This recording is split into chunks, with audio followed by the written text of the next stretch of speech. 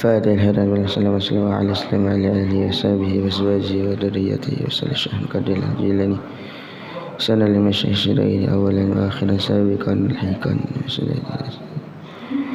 المؤلف الكتاب سفينة النجاة. الفاتحة. أعوذ بالله من الشيطان الرجيم. بسم الله الرحمن الرحيم. الحمد لله رب العالمين الرحمن الرحيم مالك يوم الدين إياك نعبد وإياك نستعين اهدنا الصراط المستقيم صراط الذين أنعمت عليهم غير المغضوب عليهم ولا الضالين آمين. الفاتحة. إن الله درجات في الجنة ويدعى علينا على المسلمين بركاتهم صراطهم أنواعهم التي وسلكهم هذا المؤسس الفاتحة. أعوذ بالله من الشيطان الرجيم. بسم الله الرحمن الرحيم. الحمد لله رب العالمين الرحمن الرحيم مالك يوم الدين إياك نعبد وإياك نستعين اهدنا الصراط المستقيم صراط الذين أنعمت عليهم غير المغضوب عليهم ولا الضالين آمين. بسم الله الرحمن الرحيم. السلام عليكم ورحمة الله تعالى وبركاته. Alhamdulillah Alhamdulillahi Rabbil Alamin wa bihi nasta'in ala umri dunya waddin. Wassalatu wassalamu ala ashrafil anbiya'i wal mursalin sayyidina wa nabiyyina wa syafi'ina wa qurrati a'yunina nabiyyina Muhammadin sallallahu alaihi wasallam. Wala hawla wala quwwata illa billahil aliyyil azim. Amma ba'du. Alhamdulillah, pada kesempatan pagi kali ini kita bisa berkumpul kembali dalam mengkaji ilmu-ilmu Allah, yang mana dalam kesempatan kali ini kita semua akan membahas kitab yang berjudul kitab Safinatun Najah. Sebelumnya kita niat i'tikaf dulu di dalam masjid ini dengan niatan nawaitul i'tikaf fi hadzal masjid sunnatan lillahi ta'ala. Dalam kitab Safinatun Najah itu menjelaskan terhadap rukun Islam dan rukun iman. Yang pertama, fasal yang pertama yaitu arkanul Islam khamsatun. Jadi rukunnya Islam itu ada 5. Yang pertama apa? Syahadatu alla ilaha illallah wa anna Muhammadan Rasulullah. Yaitu yang pertama adalah bersaksi bahwa tiada Tuhan selain Allah dan bersaksi bahwa Nabi Muhammad adalah utusannya Allah.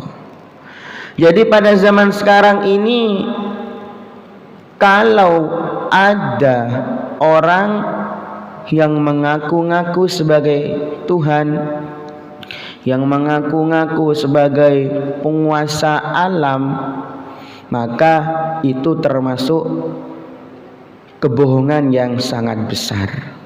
Kenapa? Karena kita itu harus percaya bahwa Allah adalah Tuhan kita dan Nabi Muhammad adalah utusan Allah. Jadi gak ada yang tiba-tiba mengaku saya adalah Tuhan, saya yang menciptakan langit dan seisinya. Itu bohong, sangat bohong besar itu. Ya. Siapa yang bisa menciptakan langit dan bumi tanpa cagak, tanpa penahan? Siapa yang bisa menciptakan? Kecuali Allah Subhanahu wa ta'ala. Jadi para manusia itu tidak bisa menciptakan langit, menciptakan bumi. Paling adanya menciptakan asap-asapan itu dari bakar-bakaran itu pun Allah yang menghendakinya. Bila mana Allah tidak menghendakinya, maka tidak akan bisa. Jadi kalau pada zaman sekarang ini ada yang mengaku-ngaku saya adalah Tuhan, saya yang menciptakan semua alam, itu sangat bohong besar. Dan lagi, Nabi Muhammad adalah utusan Allah. Utusan Allah. Jadi ketika ada yang mengaku-ngaku sebagai nabi, maka itu juga termasuk pembohongan yang amat besar. Jadi ketika ada orang mengaku-ngaku saya adalah nabi, saya sudah mendapatkan wahyu dari Allah, itu sangat-sangat tidak dipercaya. Kenapa? Karena khotamul anbiya itu adalah Nabi Muhammad. Jadi Nabi Muhammad itu adalah nabi yang terakhir, nabi pamungkas. Paling akhirnya nabi adalah Nabi Muhammad sallallahu alaihi wasallam. Makanya kita juga beruntung. Kita ini beruntung sebagai umatnya Nabi Muhammad sallallahu alaihi wasallam. Allahumma shalli ala sayyidina Muhammad. Jadi kita sangat beruntung. Kenapa? Karena kelak Nabi Muhammad ini bisa mensyafaati kita nanti di hari kiamat. Semua para umat berbondong-bondong kepada nabinya, kepada Nabi Adam, Nabi Idris, dan nabi-nabi yang lainnya, 25 nabi itu. Umat-umatnya itu meminta syafaat kepada Nabi Muhammad, kepada nabi-nabi yang lain. Maka kata Nabi, gimana? Saya tidak bisa mensyafaati kalian. Kata nabi-nabi yang lain itu. Maka beruntunglah kita sebagai umatnya Nabi Muhammad, karena Nabi Muhammad itu nanti pada hari kiamat atau di padang mahsyar itu membawa bendera yang melafalkan la ilaha illallah Muhammadur Rasulullah. Dipanggil oleh Nabi Muhammad, "Tuhai kaumku, datanglah kemari. Saya akan memberikan syafaat kepada kamu semua."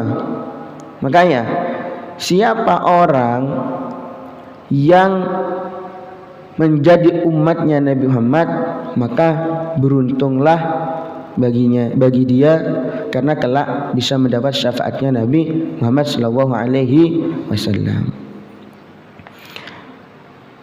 Yang kedua adalah mendirikan sholat 5 waktu. Iqamus sholah, yaitu mendirikan sholat 5 waktu.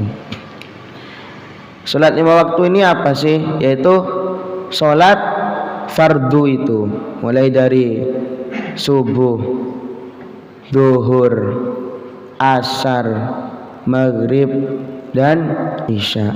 Itu adalah iqamus sholah, yaitu mendirikan sholat 5 waktu. Jadi para bapak-bapak, ibu-ibu, sholat 5 waktu ini jangan sampai ditinggalkan kecuali ada uzur. Apa? Sakit. Sakit pun kita diwajibkan untuk sholat. Sakit pun kenapa? Karena sangat pentingnya sholat bagi kita. Jadi kita sakit, kita juga diwajibkan untuk sholat. Kita bepergian kemana-mana, kita juga diwajibkan sholat. Makanya sholat itu adalah penting bagi umat Islam yang beriman. Terus yang nomor 3 yaitu Ita'uz zakah. Ita'uz zakah, yaitu menunaikan zakat. Nah, menunaikan zakat ini hampir waktunya. Terus yang keempat yaitu saumu Ramadhana, yaitu berpuasa di bulan Ramadan. Seperti sekarang ini. Diterangkan dalam hadis, man shoma Ramadhana imanan wahtisaban ghufira lahu min dzambihi. Barang siapa yang menerima puasa dengan lapang hati dan ikhlas, maka dosanya yang telah lalu akan dihapus oleh Allah Subhanahu wa taala. Gimana Bapak-bapak, Ibu-ibu? Puasanya aman-aman saja ya? Alhamdulillah. Kalau bisa sampai nanti hampir hari raya, kita pertahankan puasa kita, eman-eman setahun sekali kita menghadapi bulan Ramadan ini. Semoga kita semua diberikan umur yang panjang, yang sehat, walafiat, dan diberikan rezeki yang halal dan barokah. Amin amin ya rabbal alamin. Yang kelima adalah ibadah haji ke Baitullah yang mampu melaksanakannya. Ya. Rukun Islam ini kalau dilakukan semuanya sampai 1, 2, 3, 4, dan 5, maka sempurnalah rukun Islam kita. Ada yang bertanya, saya belum haji, berarti rukun Islam saya belum sempurna. Nggak kayak gitu juga. Karena haji ini melaksanakan haji ini bagi orang yang mampu. Bila tidak mampu gimana? Ya kita harus berusaha memohon kepada Allah semoga kita semua digampangkan haji ke Baitullah, digampangkan untuk umrah ke Baitullah dan berziarah ke makam Nabi Muhammad sallallahu alaihi wasallam.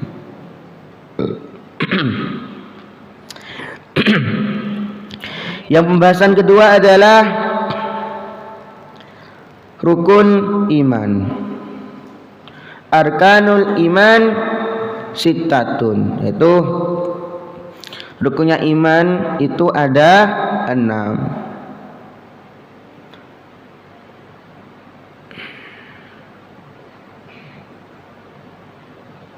Yang pertama, antu'minu billahi, itu beriman kepada Allah Subhanahu wa taala. Yang kedua, wa malaikatihi, kepada malaikat-malaikat Allah. Yang ketiga, wa kutubihi, beriman kepada semua kitab-kitab suci Allah. Yang keempat, wa rusulihi, yaitu beriman dengan semua rasul-rasulnya Allah. Yang kelima, wabil yaumil akhir, yaitu beriman dengan hari akhir atau hari kiamat. Yang keenam, bil qadari khairihi wa syarrihi minallahi ta'ala, yaitu beriman dengan ketentuan baik dan buruknya dari Allah Subhanahu wa ta'ala. Jadi rukunnya iman itu 1, kita harus beriman kepada Allah Subhanahu wa taala. Kita harus meyakini bahwa Allah adalah Tuhan kita, Tuhan kami semua. Tiada Tuhan selain Allah kecuali Allah Subhanahu wa taala. Makanya kita wajib beriman kepada Allah, tidak boleh beriman kepada selain Allah. Itu termasuk musyrik. Barang siapa yang tidak beriman kepada Allah, maka itu adalah orang musyrik.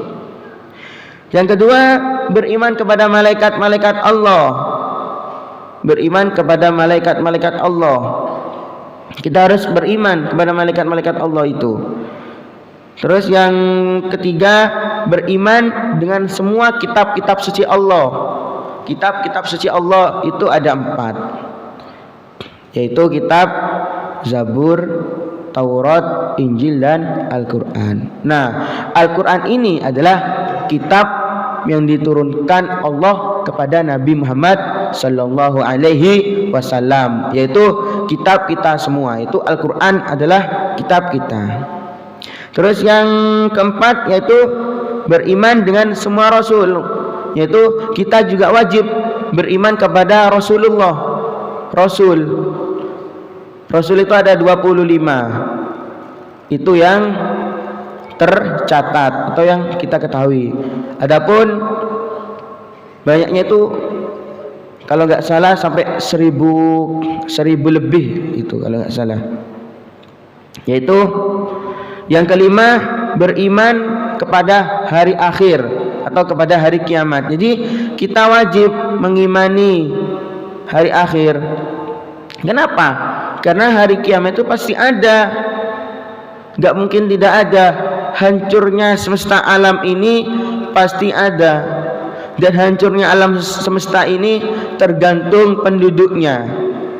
Kalau penduduknya baik-baik saja, insya Allah yang ditempati ini baik-baik saja, tidak ada bencana.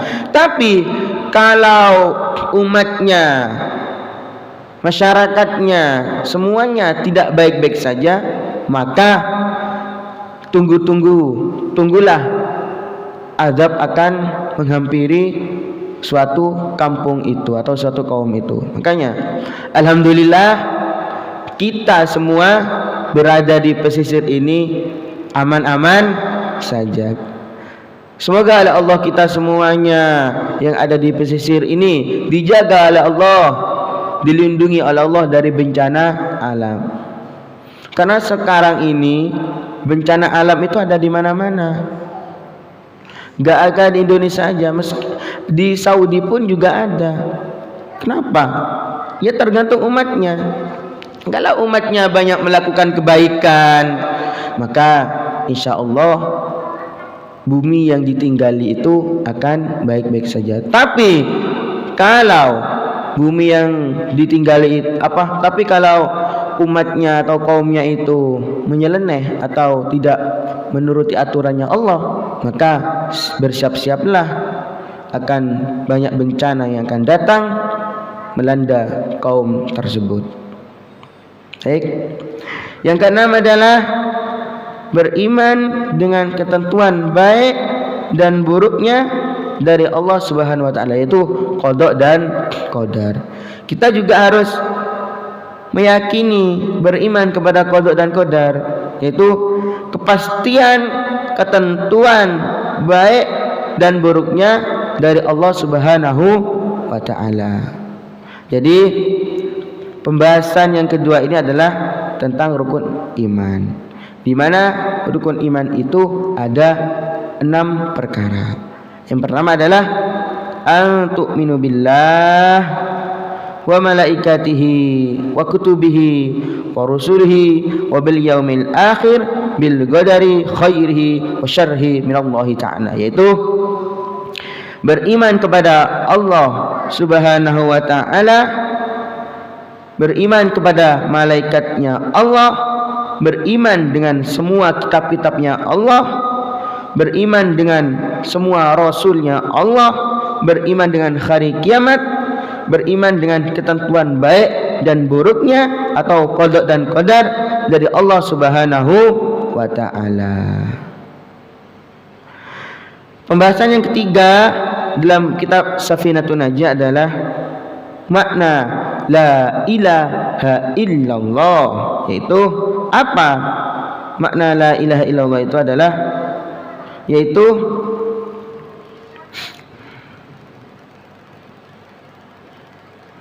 dalam kitabnya ini dijelaskan, adapun arti la ilaha illallah itu adalah yaitu tidak ada Tuhan yang berhak disembah dalam kenyataan selain Allah Subhanahu wa taala. Yaitu makna la ilaha illallah ini adalah tidak ada Tuhan yang disembah dalam kenyataan selain Allah Subhanahu wa taala. Maksudnya dari makna la ilaha illallah ini adalah kita semua ini tidak boleh menyembah selain Allah Subhanahu wa taala. Kenapa? Karena kalau kita menyembah pada selain Allah, kita termasuk orang yang musyrik. Semuanya kan ada Tuhannya. Kayak orang Kristen itu menyembah kepada Yesus Kristus. Orang Buddha menyembah kepada apa itu? Konghucu apa itu? Gak tahu juga. Nah, orang Islam ini menyembah kepada Allah Subhanahu wa ta'ala, yaitu Tuhan yang paling benar. Iya.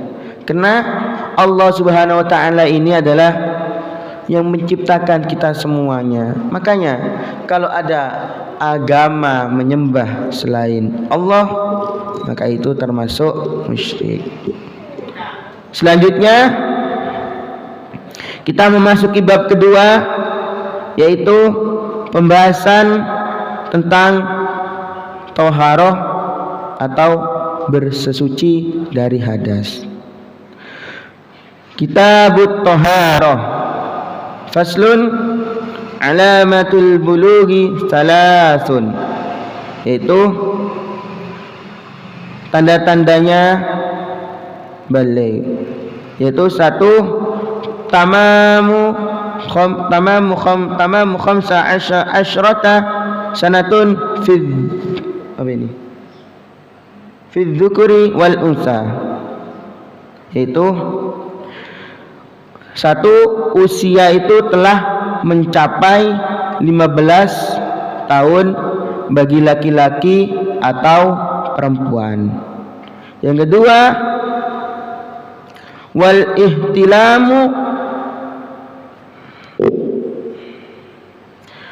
ihtilamu fi dzakari wal unsa li tis'i sinina, yaitu bermimpi atau junub bagi laki-laki dan perempuan ketika melewati umur 9 tahun. Yang ketiga, wal haidu fil unsa li tis'i sinina, yaitu keluar darah haid bagi perempuan sesudah berumur 9 tahun. Jadi di dalam kitab Safinatun Najah ini, bab kedua ini menerangkan tentang thaharah atau bersuci dari hadas. Jadi tanda-tandanya balik itu ada 3. Ketika bapak-bapak dan ibu-ibu mempunyai anak, bingung, anak saya ini udah balik apa belum sih? Nah, makanya ini dijelaskan dalam kitab Safinatun Najah. Tanda-tandanya balik itu ada 3. Yang pertama yaitu tamamu khamsa asyrata sanatan fi dzakari wal unsa, yaitu usianya telah mencapai 15 tahun bagi laki-laki dan perempuan. Yang kedua, wal ihtilam fi dzakari wal unsa li tis'i sinina, yaitu bermimpi junub bagi laki-laki dan perempuan ketika melewati umur 9 tahun. Yang ketiga, wal haidu fil unsa li tis'i sinina, yaitu keluar darah haid bagi perempuan sesudah berumur 9 tahun. Jadi ketika kita mempunyai anak laki-laki atau perempuan, kita harus mengetahui apakah anak ini sudah masuk balik apa belum. Nah, makanya di dalam kitab Safinatun Najah ini sudah diterangkan, yaitu ketika anak itu usianya mencapai 15 tahun bagi laki-laki atau perempuan, maka insya Allah anak-anak itu sudah balik. Tapi kalau tanda-tandanya ada, tapi kalau belum tanda-tandanya ada, masih belum dikatakan balik, ini tanda-tandanya itu ada 3, yaitu usianya telah mencapai 15 tahun bagi laki-laki atau perempuan. Yang kedua, bermimpi ihtilam Bermimpi junub bagi laki-laki atau perempuan itu ketika melewati umur 9 tahun. Terus 3, keluar darah haid bagi perempuan yang sesudah berumur 9 tahun. Ada yang bertanya, anak saya umur 10 tahun atau 11 tahun masih nggak ada, masih belum bermimpi. Ditanyakan ke anak saya masih belum bermimpi, maka itu juga belum tanda-tandanya balik. Dikatakan tanda-tanda balik ini, bapak-bapak, ibu-ibu, ketika anak-anak itu satu, usianya 15 tahun, 2, bermimpi sudah ihtilam atau bermimpi junub. Terus 3, bagi perempuan yang sudah haid. Rata-rata haid itu pada anak perempuan itu rata-rata umur 9 tahun. Di atas 9 tahun masih belum haid, maka belum termasuk tanda-tanda balik. Kemudian yang selanjutnya adalah pembahasan yang kedua ini, syarat-syaratnya menggunakan batu untuk beristinja. Syarat-syarat istinja. Faslun syurutu ijza'il hajari samaniyatun. Yang pertama, ayyakuna bisalasati ahjarin. Yang pertama yaitu menggunakan 3 batu. Yang kedua wa ayyunkiyal mahalla. Yang kedua yaitu mensucikan tempat keluar najis dengan batu tersebut. Yang ketiga, wa alla yajiffa an-najasu. Yang ketiga adalah najis tersebut tidak kering. Yang keempat adalah wa alla yang taqila, yaitu najis tersebut tidak berpindah. Terus selanjutnya yang kelima, wala yatra'a alaihi akharu. Yang kelima adalah tempat istinja tersebut tidak terkena benda yang lain sekalipun tidak najis.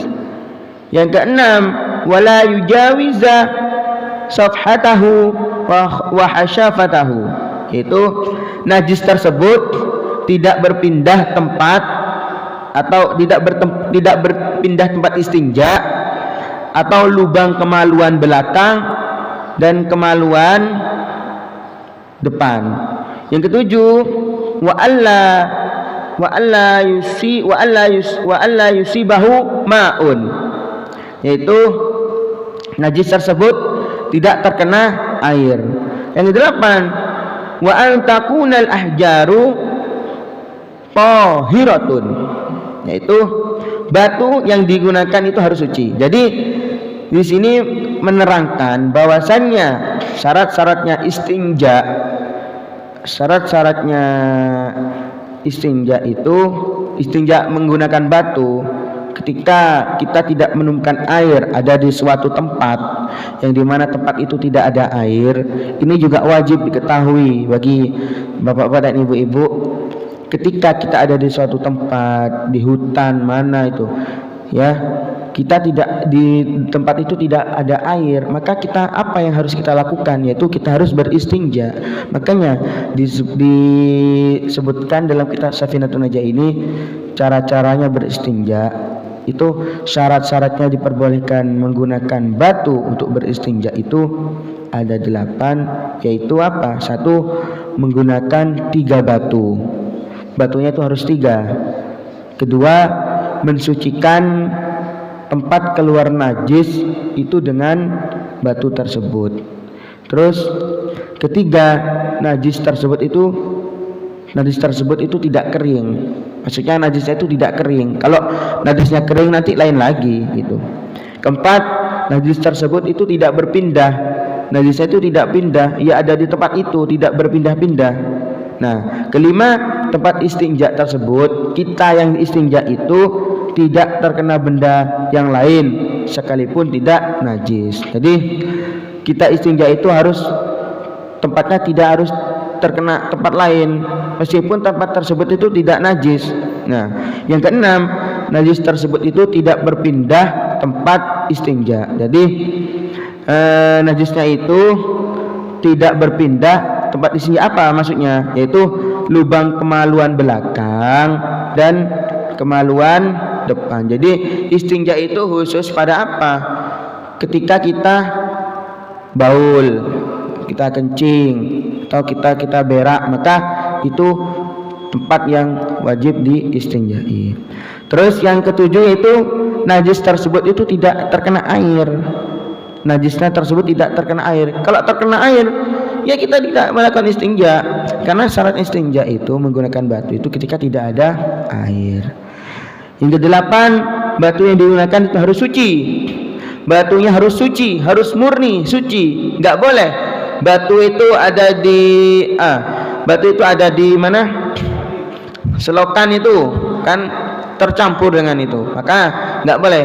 Batunya harus murni, kata Pak Wawan, harus ada di sungai atau ada di laut, atau batu itu ada di selokan tapi kita sucikan lagi, maka batu tersebut itu suci. Wallahu a'lam bishawab. Karena waktunya udah cukup, maka saya cukupkan. Mungkin ada yang mau bertanya? Oh, waktunya habis.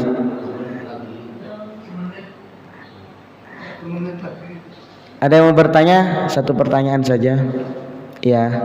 Assalamualaikum warahmatullahi wabarakatuh. Waalaikumsalam warahmatullahi taala wabarakatuh. Ini masih berkaitan dengan istinja, Ustaz. Iya. Bagaimana jika hendak membersihkan najis dengan batu, namun najis tersebut sudah mengalir? Kenapa? Bagaimana jika hendak membersihkan najis dengan batu, namun najis tersebut sudah mengalir? Namun najis tersebut Sudah mengalir.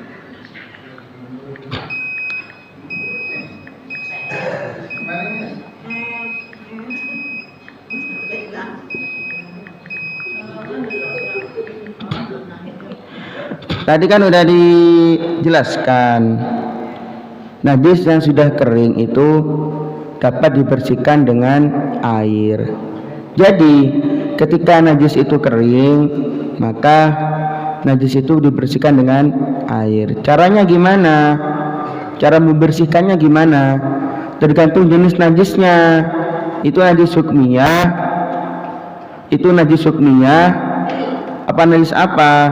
Kalau najis hukmiyah itu najis yang tidak terlihat dengan mengalirkan air yang suci pada tempat atau barang yang terkena najis.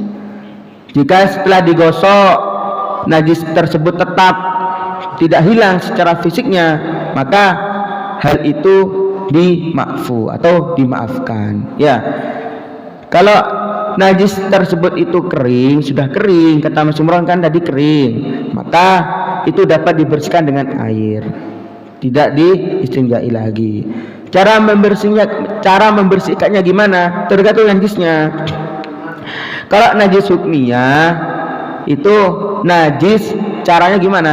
Nah, najis yang tidak terlihat wujudnya, seperti bekas kencing atau arak atau yang sudah mengering. Kencing udah mengering, gimana cara membersihkannya? Dengan cara mengalirkan air yang suci pada tempat atau barang yang terkena. Jadi ketika di sini ada najis, maka gimana cara membersihkannya? Yaitu cukup mengalirkan air yang suci itu pada tempat yang terkena najis itu. Jadi air itu dialirkan gini, disiram gini. Jika setelah digosok masih tetap ada, masih membekas, maka itu dimakfu. Menurut ulama dimaafkan. Begitu. Paham? Alhamdulillahirabbil alamin. Kita tutup kajian pagi kali ini. Semoga bermanfaat. Semoga kita semua tetap dipertemukan dalam kajian ini. Semoga kita semua diberikan kesehatan oleh Allah. dohiron wa batinan. Kita semua diberikan rezeki yang halal barakah, diberikan rezeki yang sehat. Kita semua di segala hajat-hajat kita semua dikabul oleh Allah, baik hajat kecil baik hajat besar dikabul oleh Allah Subhanahu wa taala. Semoga kita semua bisa ke tanah suci semua, haji ke Baitullah, umrah semuanya. Dan mudah-mudahan kita semua, yang paling penting ini kita semua mudah-mudahan Allah, kita diridai oleh Allah. Semua aktivitas kita diridai oleh Allah, itu sangat penting. Kenapa? Karena kalau semua kelakuan kita tidak diridai oleh Allah, maka Allah itu tidak akan melihat kita apa yang kita lakukan. Makanya kita mohon kepada Allah, semoga semua pekerjaan kita, puasa kita semua diterima oleh Allah dan diridai oleh Allah Subhanahu wa taala. Al-Fatihah. A'udzubillahi minasyaitonir rajim. Bismillahirrahmanirrahim. Alhamdulillah. Iyyaka na'budu wa iyyaka nasta'in. Ihdinas siratal mustaqim. Ta'lim maghdubi 'alaihim waladdallin. Amin. Bismillahirrahmanirrahim. Allahumma shalli ala sayyidina Muhammadin wa ala ali sayyidina wa maulana Muhammad. Bismillahirrahmanirrahim. Hamdan syakirin, hamdan na'imin, hamdan yuwaffi ni'amaka fi mazida. Ya Rabbana lakal hamdu kama yanbaghi li jalali wajhika. Allahumma shalli wa sallim ala sayyidina Muhammadin wa ala ali sayyidina Muhammad. Shalawatun wa salamun alaihi wa subhana rabbika rabbil izzati amma yasifun wa salamun ala al-mursalin. Alhamdulillahi rabbil alamin. Asar al-Fatihah. A'udzubillahi minasyaitonir rajim. Assalamualaikum warahmatullahi taala wabarakatuh.